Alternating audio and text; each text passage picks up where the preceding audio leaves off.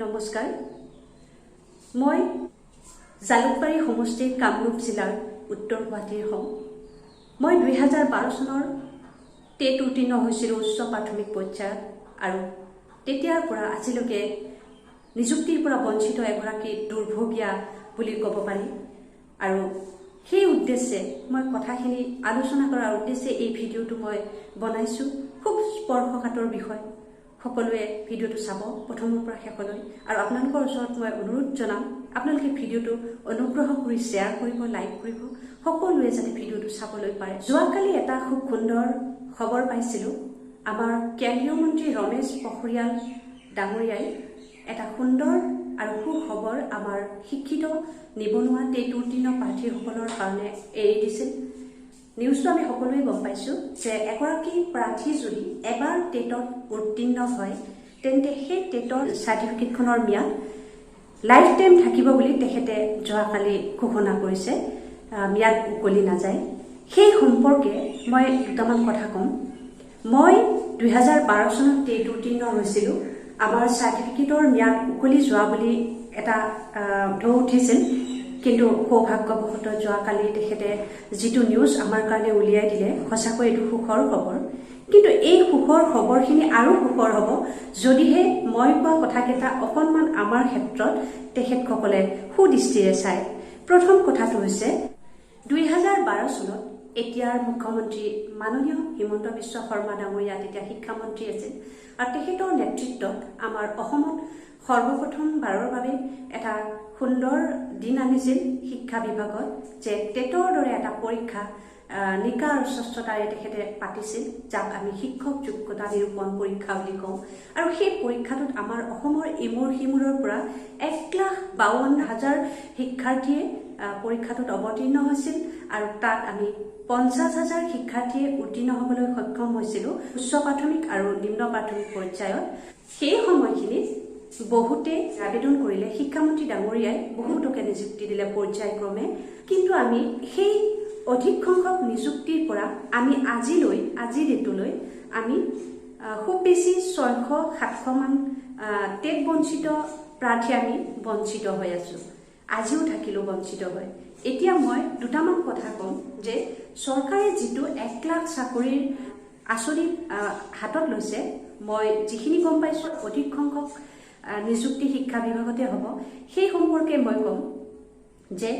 আমাৰ 2012 চনৰ পৰা যেতিয়া আজিলৈকে 600-700 কেণ্ডিডেট আজিও বঞ্চিত হৈ থাকিলে আমি দীৰ্ঘ সময় ধৰি বিভিন্ন মন্ত্ৰী আমোলাৰ পদূলিয়ে আমি ঘূৰি শিক্ষা বিষয়াৰ পদূলিয়ে ঘূৰি আমি বিভিন্ন পৰ্যায়ত বহু প্ৰচেষ্টা আমি কৰিছিলোঁ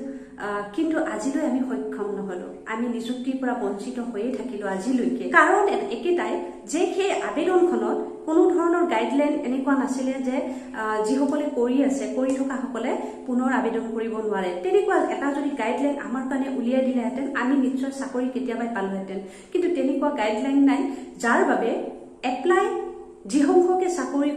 কৰি থকা সকলেই আবেদন কৰে পুনৰ আবেদন কৰে আৰু তেওঁলোকৰ যিহেতুকে মাৰ্কশ্বিটত নম্বৰ আমাতকৈ অলপ বেছি গতিকে তেওঁলোকে পুনৰবাৰ লিষ্টত অন্তৰ্ভুক্ত হ'বলৈ সক্ষম হয় যাৰ ফলত আমাৰ নিচিনা কেণ্ডিডেটখিনি আমি পিছ পৰি যাওঁ আমি বাৰে পিছ পৰি যাওঁ বাৰে দিয়া আবেদনৰ ফলত কৰি থকা কেণ্ডিডেটখিনিয়ে বাৰে এপ্লাই কৰে যাৰ ফলত আমি বাৰে বঞ্চিত হৈ আজি এই অৱস্থা হৈছে আমাৰ মাজৰ বহুতৰে বয়স গলি গ'ল তেওঁলোকে চাকৰি নাপালে গতিকে ভৱিষ্যতে আৰু তেওঁলোকৰ চাকৰি কেতিয়াও নহয় গতিকে আমাৰ যিখিনি 600 কেণ্ডিডেট টেট বঞ্চিত 2012 আমি কেণ্ডিডেট আছোঁ এই কেণ্ডিডেটখিনি আমি যদি এই বছৰটোত চাকৰি ল'ব নোৱাৰোঁ আমাৰ মাজৰে হয়তো বহুত সংখ্যকৰ বয়স উকলি যাব কি হ'ব তেওঁলোকৰ ভৱিষ্যত মই মাননীয় শিক্ষামন্ত্ৰী ডাঙৰীয়া আৰু মুখ্যমন্ত্ৰী ডাঙৰীয়াক মই আহ্বান জনাম আপোনালোকে এইবাৰ যিটো আবেদন দিব শিক্ষা বিভাগত এই আবেদনটোত যাতে আপোনালোকে এটা গাইডলাইন উলিয়াই দিয়ে যে যিসকলে টেটত কৰি আছে তেওঁলোকে যাতে এপ্লাই নকৰে এপ্লাই কৰিব নোৱাৰা এটা গাইড আপোনালোকে উলিয়াই দিয়ক যিটো গাইডলাইনৰ ফলত আমাৰ নিচিনা কেণ্ডিডেটখিনি আমি এপ্লাই কৰি যাতে চাকৰিটো পোৱাৰ বাবে সক্ষম হওঁ আমি বহু কষ্ট কৰি DLED কৰিলোঁ ইম্প্ৰুভমেণ্ট কৰিলোঁ আমি এনেকৈ বিভিন্ন পৰ্যায়ত বহু কষ্ট কৰি আমি ব্যক্তিগত খণ্ডৰ স্কুলত শিক্ষকতা কৰি যিটো ন্যূনতম পাৰিতোষিক পাওঁ সেই পাৰিতোষিকটোৰে আমি আমাৰ যিখিনি যাৱতীয় চাকৰিটোৰ বাবে যোগ্য হৈ উঠিব লাগে ন্যূনতম যিখিনি অৰ্হতা সেই অৰ্হতাখিনি আমি অশেষ কষ্ট কৰি কৰিলোঁ কিন্তু আমাক এতিয়া চাকৰিটোৰ প্ৰয়োজন। গতিকে চাকৰিটো পাবৰ ক্ষেত্ৰত মই এটাই আপোনালোকক অনুৰোধ জনাম যে যিখন আবেদন আপোনালোকে উলিয়াই দিব, সেই আবেদনখনত যাতে কৰি থকা শিক্ষাৰ্থীসকলে এপ্লাই কৰিব নোৱাৰে তেনেকুৱা এটা গাইডলাইন যাতে দিয়ে, যাৰ ফলত আমি পুনৰ বঞ্চিত হৈ নাযাওঁ। আমি যাতে এইবাৰ যিকোনো প্ৰকাৰে চাকৰিটো ল'ব পাৰোঁ, আপোনালোকে আমাক সুন্দৰকৈ এটা ব্যৱস্থা কৰি দিয়ক। আমাক এই 1 লাখ চাকৰিৰ ভিতৰত আমাক অন্তৰ্ভুক্ত কৰক। আমিও যিহেতুকে 2012 টেট উত্তীৰ্ণ, গতিকে যোৱাকালি যিটো এটা সুখৰ খবৰ ওলাইছে, চাৰ্টিফিকেটখনৰ ম্যাদ চিৰদিনৰ বাবে হৈছে। দেখাত যদি চাৰ্টিফিকেটখন চিৰদিনৰ কাৰণে থাকে, আমি সেই চাৰ্টিফিকেটখন ধুই পানী খাম নেকি? আপোনালোকে কওক। লাইফ টাইম দেখাত চাৰ্টিফিকেটখন থাকিলে কি হ'ব যদি বয়সখিনি থাকোঁতে আমি চাকৰিটো নাপাওঁ? চাকৰিটোৰ কাৰণে আমাক চাৰ্টিফিকেটখনৰ এক্সটেণ্টটো দৰকাৰ, কিন্তু চাৰ্টিফিকেটখনৰ এক্সটেণ্টটো তেতিয়াহে প্ৰযোজ্য হ'ব যদিহে আমি চাকৰিটোৰ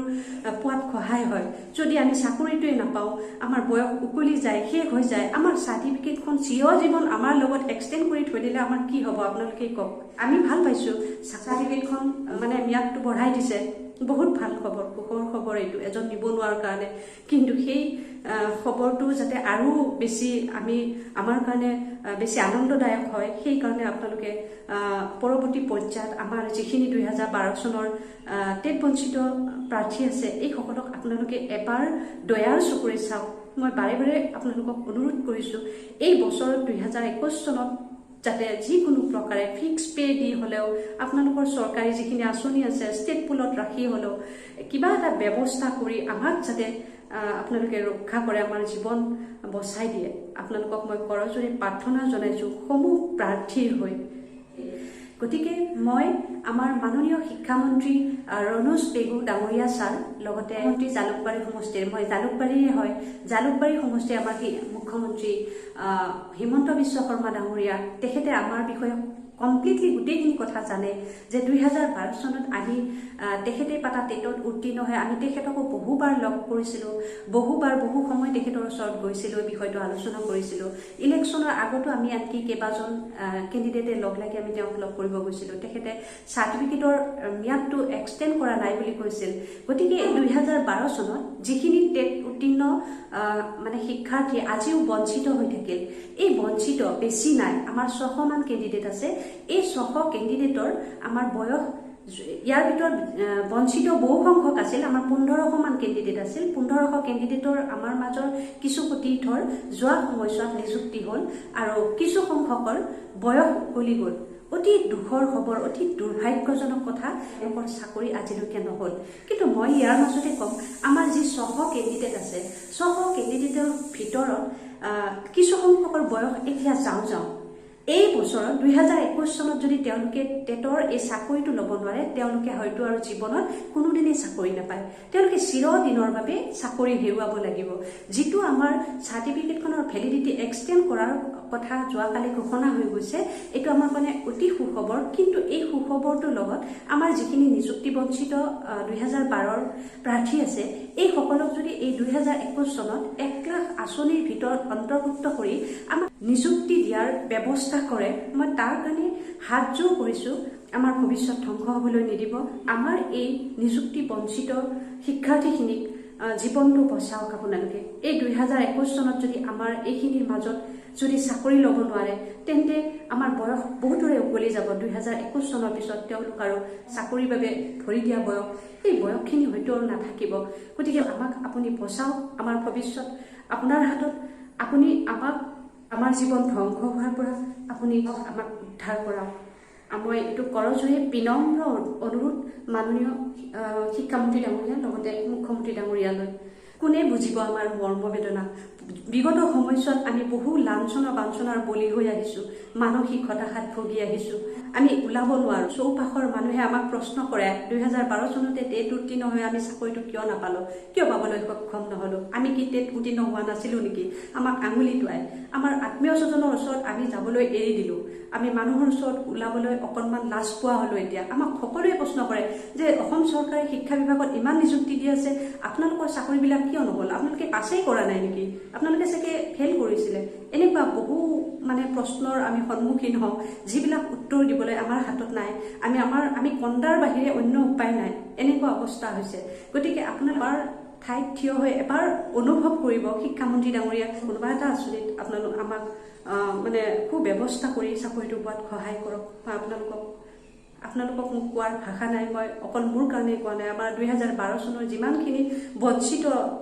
শিক্ষাৰ্থী আছে সকলোকে আপোনালোকৰ আঁচনিৰ অধীনত নিযুক্তিটো দিয়াৰ ব্যৱস্থা কৰক বয়স থাকোঁতে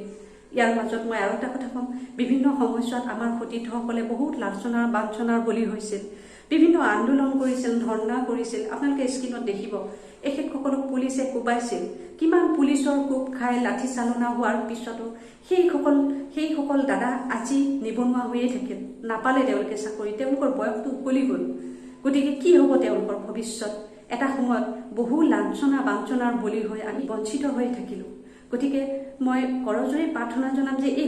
লাঞ্ছনা বাঞ্ছনাৰ পৰা আমাক বচাওক মানুহে ইমান দিনে কৰি থকা প্ৰশ্নটোৰ উত্তৰ যাতে মানুহে নিজেই পাই যায় যাতে তেনেকুৱা এটা ব্যৱস্থা কৰি এই 2021 চনত আমাক যিকোনো প্ৰকাৰে যিকোনো এটা পদক্ষেপ লৈ আপোনালোকে আমাক আমাৰ জীৱনবিলাক ৰক্ষা কৰক আমাক